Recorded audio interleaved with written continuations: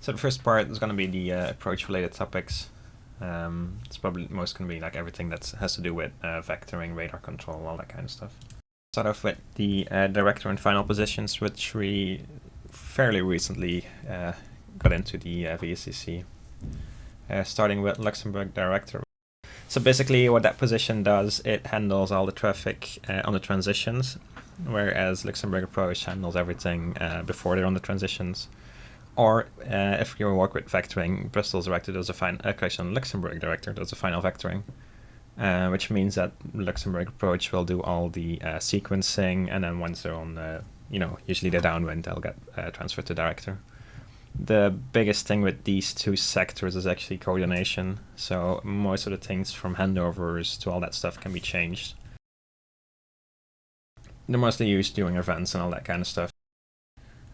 You'll both be in a channel and then just talk to each other about when to transfer, when you want something done, speed restrictions, all that kind of stuff. We'll go more into detail about the transition, all that stuff in a later slide. Brussels final, the tasks depend on the runway config. So for the standard 25's config, Brussels final does everything 25 left and everything coming in from Flora. Again, this is up to debate. For example, traffic coming in for 25 right, they should be transferred to Brussels arrival for the final vectoring, but this can be changed in coordination, all that kind of stuff. But if you have traffic coming in for 25 right when you're on Brussels final, and make sure to coordinate with Brussels arrival if there's a space, to put them in between, and vice versa for aircraft coming in for 25 right via Kirk and all that kind of stuff. So it's very, very important to coordinate. If it's runway 01, correction 19 are active, it's a bit the same like in Luxembourg. So Brussels arrival will sequence everybody, and then on a downwind heading, usually they get transferred to Brussels final, to the final turn-in for intercept. For runway 07s, for the VOR approach, Brussels control also has a responsibility. So basically it's the same. Brussels arrival will do the final sequencing, all that kind of stuff, and then final will do the final vectoring. But for Brussels control, they will also handle like the Kirky traffic, and then depending on the traffic load, vector them or transfer them directly to final. For example, if traffic load permits via Kirky, that can be transferred directly to final, or they have to be sent around and then transferred to arrival for the sequence. Runway 01 is a bit the same like 19er. Brussels arrival does the sequencing around Kirky and then gets transferred to Brussels arrival for the final turn to the localizer. Then we'll go over a new position, which most of you probably don't know about. It's the Brussels hold position. That's a position that covers all the holds in our airspace. It's only to be used in very busy events. So basically what that position will do, it has no volume and all that stuff. So it's a position that covers all the holds in the airspace, not just a specific one. And this is only like events, for example, like across the pond or something, where we have to use like 2 to 3 holds, and then this position can just handle them. The call sign will be Echo Bravo Romeo _ hotel approach. So basically the position has no volume, which means that you will not see it in EuroScope. You will not see it in your sector sequence, let's say. So again, coordination is key. As a controller, you will be told in advance when the position comes online, when it's needed, all that kind of stuff. So basically how you transfer them is you transfer them on voice, obviously, but you can either drop the tags and then Brussels hold can just pick them up, or you do a manual transfer to that position. We got this position in because, events got very, very busy lately. So it's basically just to ease the workload for the controllers and to have somebody to have a very good overview of the holding stacks, because if they get busy and you still have to do vectoring or a control position, it can get very overloaded.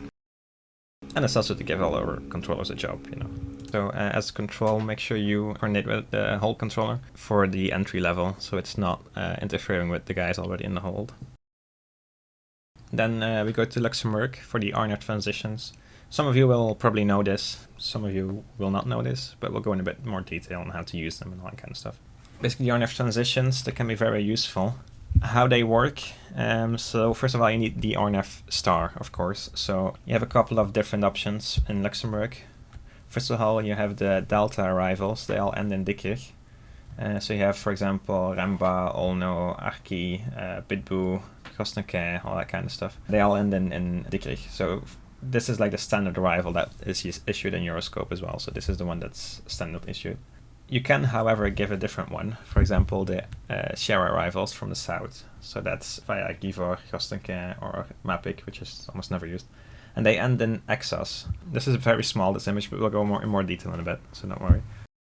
The main advantage from ending a transition in Exos is that you can give a direct RNAV transition to the ILS or the final approach without overflying the airport. Yeah, that's about it for the arrivals. However, you also can issue a Bitbu 1 Echo arrival. This one can be used to give a shortcut, because usually Bitbu 1 Delta, this goes via Dietrich and then the Dietrich transition, which you will see in a bit. However, with the one Papa arrival, you have a very big shortcut and you can just get them direct to the final. But this heavily depends on altitude. The same with all the shortcut arrivals. This heavily depends on the altitude that the aircraft is at. Now for the transitions themselves, so basically this is all just star selections, what we just saw. This is pretty standard, this is what control does, all the standard stuff. Don't forget, as an approach control, you can always ask for a different star for control if you want to use shortcuts and all that stuff. For the transitions, you heavily depend on the runway, of course. We'll start with runway 24 real quick. So you have, on the left, you have the Irton and the Vavot arrivals. The transitions, sorry, this is where the star ends. You either can give one via the north or one via the south. But the standard is north, so the standard transition will always be the north. We always vector via the north. But if you want for sequencing and all that stuff, you can technically give a transition via the south. Quick note on this. Transition is something that you have to issue as an ATC. The star still ends at the initial approach fix, being Dietrich, Irton, Vavot, depending on the star that you issued. The transition is a bit the same like giving vectors, but this is basically an instruction to the final approach. So you have these two for runway 24 coming from the west. For example, if you have a star that all the stars that end in Dietrich, so the Delta arrivals, they end via Dietrich, and then you issue the Dietrich to Charlie transition. As you can see, this arrival will take you all the way to the final approach. And then you can either give an ILS approach, IRP approach, anything of the sort. The same with the Oxam, so if you go back to the Bitbu arrival, it ends in Oxam. So if you have a look at this one, the Oxam to Charlie is direct to the ILS, so it skips the whole Dietrich sequence. Same with Exos. This one it ends in Exos, and then you can give a direct transition to the airport instead of overflying the airport via Dietrich. Then we go to runway 06. 06 is a bit more interesting because you have a lot of shortcuts. The Akalu transition is actually one. For example, if you have an aircraft on the Dietrich star that ends in a Delta star, that will end in Dietrich, but you can give a transition that starts sooner. So you can put them off their route and give them a very short approach, actually. So if you give an Akalu 2 Delta transition, they'll just fly like this and then to the final approach, a bit the same like it is on the Exos arrival. Transition, sorry. You can also give that to the north, so usually arrivals come in, they go to Dietrich and then Dietrich to Delta transition, so that's a long way. But you can also give them a retext transition if they have retext in their flight plan, of course. So that's a very big shortcut, as you can see. Again, this all depends on traffic levels. Some notes on this. What's the benefit of the RNAV transitions? It's a shorter route because, it's RNAV. But especially on VetSim, not all pilots or aircraft will be able to do this. I think everybody who flies in the simulator will know that RNAV transitions are usually a bit weird in the simulator. Because how they're displayed on the charts, it's pretty easy. You have the 2 Delta transition, you have the 2 Quebec transition. But usually in the FMCs and the simulator planes, they're just displayed as a waypoint if they're there. So don't give everybody this. Just like in real life, they have to be RNAV capable. And make sure to ask the pilot before giving these. And when there's high traffic, always refer to vectors just to get the sequencing in order. So Ziggy asked if you should just give the waypoint or the full transition name.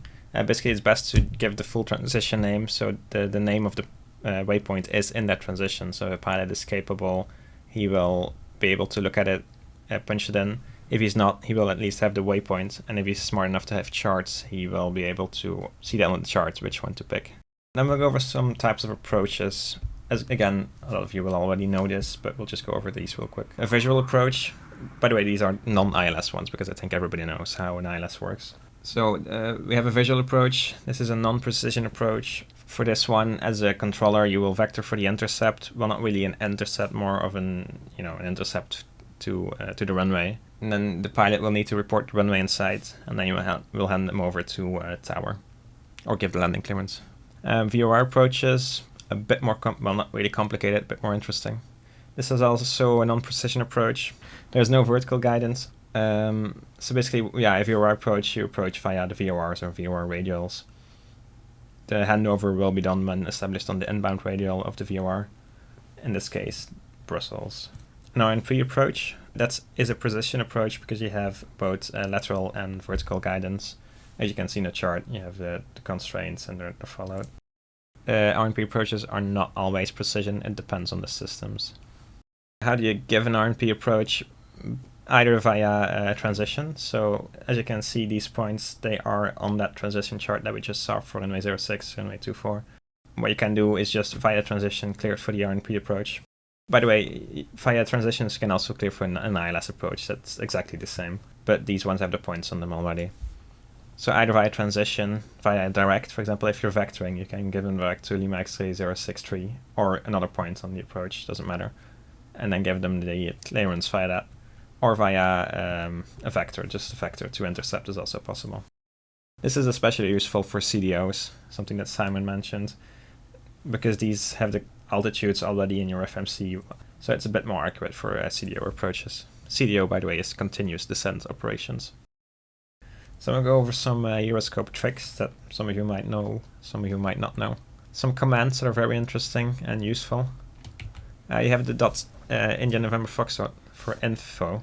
If you type that and then click on a call sign, you will get a private message-ish from a pilot displaying his primary frequency. For example, if you want to know if a pilot is on your frequency, if he's already on the other frequency, you can use this.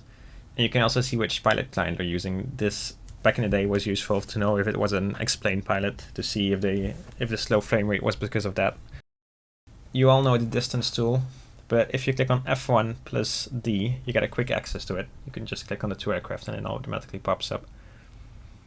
You have a lot more F1 commands. You just have to look in the EuroScope guide for some of them. I just pointed out the most useful ones.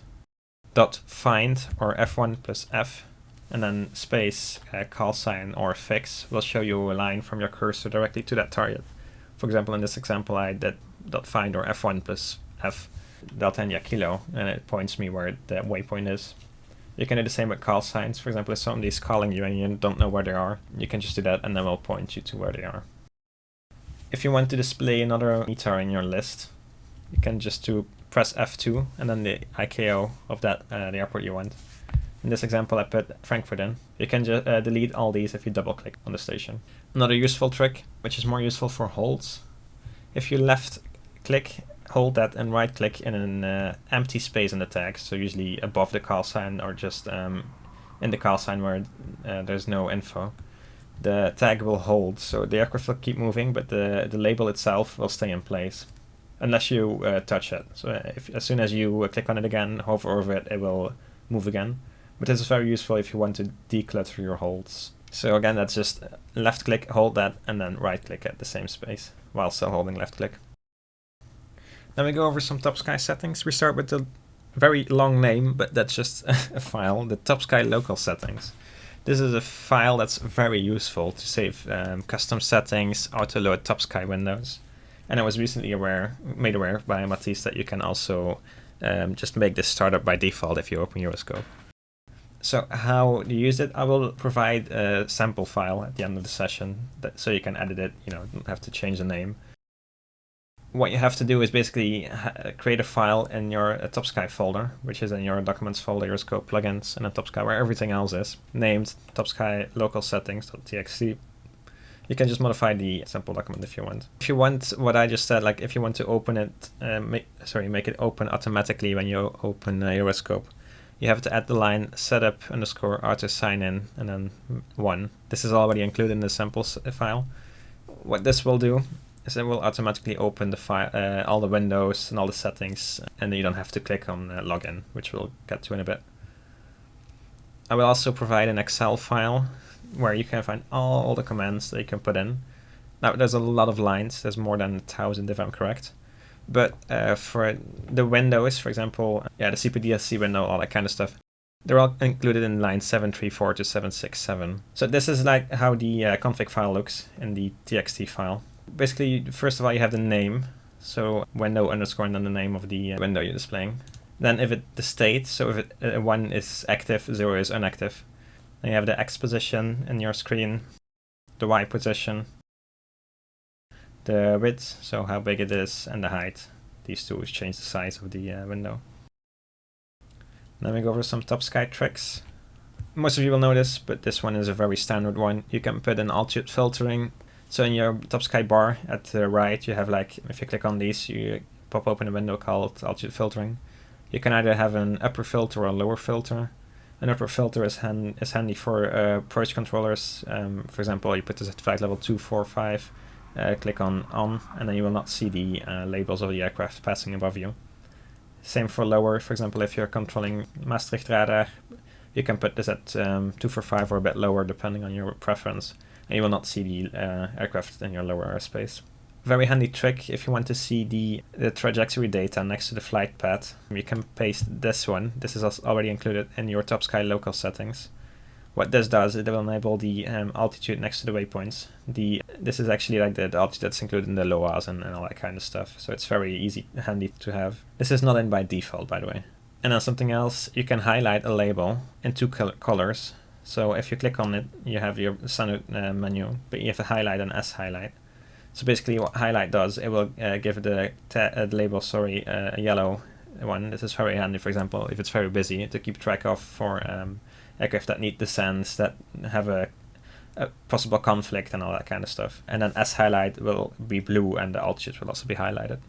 Next part is holding management. So this is also via TopSky. Basically how this works, you put the aircraft in a hold by clicking on the call sign and then clicking on hold. This will open a sub-menu where you can click on the waypoints that you want the aircraft to hold. For this example, it's Kirky. What this will do, it will open the holding list menu. So depending on how many aircraft you put on hold in that waypoint, they will all show up here. But right now it's 5 of them. What you can now do is click on that waypoint. So you have a hold waypoint. If you click on it, you will open the holding stack. This is very, very useful to keep an eye on aircraft that are currently in the hold. This has 3 sub-menus. So basically you have one for aircraft approaching the hold. If I'm correct, this is 5 minutes before they enter. In Brussels, because our airport is so small, this will usually not be filled. They will usually already be in the hold menu. And then you have the leave hold. So as soon as you let them leave the hold, they will appear on this one. So how do you read this? Basically, to the left you have the flight levels. You can scroll through this. You can make the window bigger as well if you want. You have the call sign, and then you have their cleared flight level. And then you have the green line below. If it's just a line, that means that they're leveled off. You can also see this if there's an arrow, either to below or above, if they're descending or climbing. So if it's just a line, that means that they're leveled off. For example, you have an aircraft in the stack at 160 here and one at 150. If they're descending or climbing, you will see that it becomes a box. This basically means that this altitude block is taken. So for example, beeline 245, he's clear to descend to flight level 100, but he's not yet there. So the altitude block of flight level 110 is still occupied. So you cannot descend an aircraft to flight level 110. The same with KLM 1721. He's clear to flight level 80, but he's still, my guess is flight level 905. So you cannot descend the aircraft to flight level 900. So that's the altitude limitations, the altitude block. You as a controller have the responsibility in a hold to keep aircraft separated. Because a hold tags the labels, so it can be very cluttered. The cool thing about TopSky is that you can actually change everything via this window. So if you click on one of these, you will open the standard call sign menu. If you click on the altitude, you will have the altitude window pop up, and then you can give descents via that one. If, for example, you give a descent to an aircraft to a level that's occupied, for example, if I would give beeline 3628 descent to flight level 110, but it's not yet open because Speedbird 246 is still on it, the two boxes will become red, so you'll very easily spot if there's a conflict. To exit the hold, it's as you would standard exit the hold on the heading, and then you click on the call sign, and where you previously selected hold, there would be X hold. Just click it and they will appear in the leave hold menu. A quick side note on this, don't forget that aircraft exiting the hold are still in the hold, which is why if they're in the leave hold menu, they will still have an effect on the boxes. So for example, if KLM 1724-21 is exiting the hold, he will still be in the airspace of the hold. So if you would descend Spirit 246 to flight level 8, so that would interfere. So the boxes would also turn red. As we previously discussed, you can declutter labels by locking them in place. Or if you click in the holding list, if you click on the label icon by a call sign, it will automatically hide the label of that specific call sign. You can lock an altitude by clicking on it, and then it will turn orange, and then that level is locked. That's useful for crossing traffic. But a word of caution, crossing traffic will not show in this menu, so it's very dangerous. As most of you will know, there is another menu in TopSky, which you can access by clicking Alt and then right-clicking. It's this menu. You can lock this in place, by the way, by clicking on the radar menu. Then you can just move it around. It will not disappear. Otherwise, if your cursor goes out of the window, it will disappear. I already went to maps right here, but we'll go over some quick things. You can, if you turn vector on or off, it will turn the vector off on or off for all the aircraft that are on your radar. You can put a scale marker on the bottom of your radar. Then some more interesting ones, the maps. So if you click on that, it will open a sub-menu for the maps. Which one is very interesting is the VFR one. So back in the day, before TopSky, you had to go in your display settings, I think it's free text, and then put a specific VFR map on if you wanted to see the VFR points on your radar, or just make a totally new profile for VFR aircraft. But with TopSky, you can just click on it. Then it will open all the airports. You can click on it, and then it will show all the VFR reporting points of that airport. And you can close it again by right-clicking on the airport.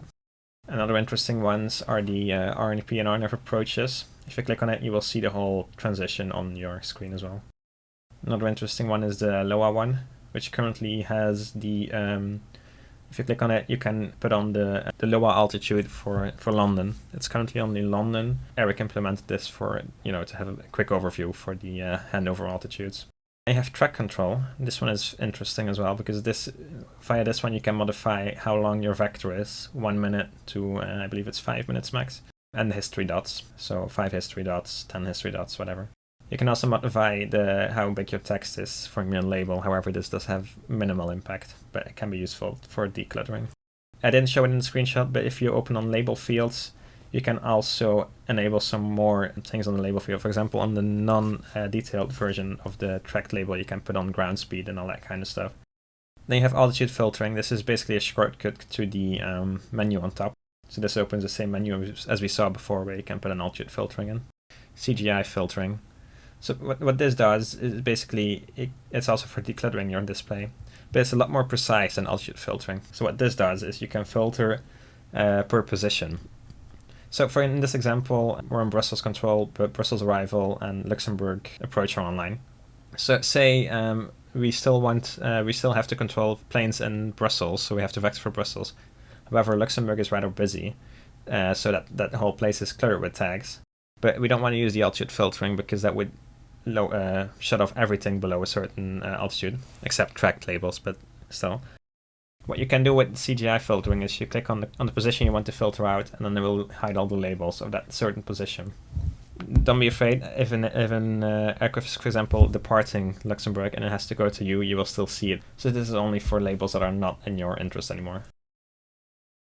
Then we'll go over the Arrival Manager plugin. This one is also included in the install, so everybody has this installed. You just need to enable this one. So we don't have this enabled by default because it's a separate window. This one is not integrated in EuroScope. You can drag this around everywhere. It stays on top. You can put it on a second screen, whatever. So basically what this one does, this is an arrival planning tool. You cannot really click anything in this except for the menu, which we'll go to in a bit. This is display only. You modify it via the labels, so this will only reflect what is in the labels. For example, if you change the arrival runway, it will reflect in this one. If it's assumed, you will see that, but you cannot change anything in here. what you can do via the menu, we have a couple of presets. For example, for Brussels, all the runways are in. For Luxembourg, all the runways are in. And I think Liège was also in there, but that's about it. But this is mostly handy for Brussels. For example, right now it's on the 25 left, 25 right display. By the way, you can open all the runway configs if you want. They will just show up next to each other. But this is just for the 25s.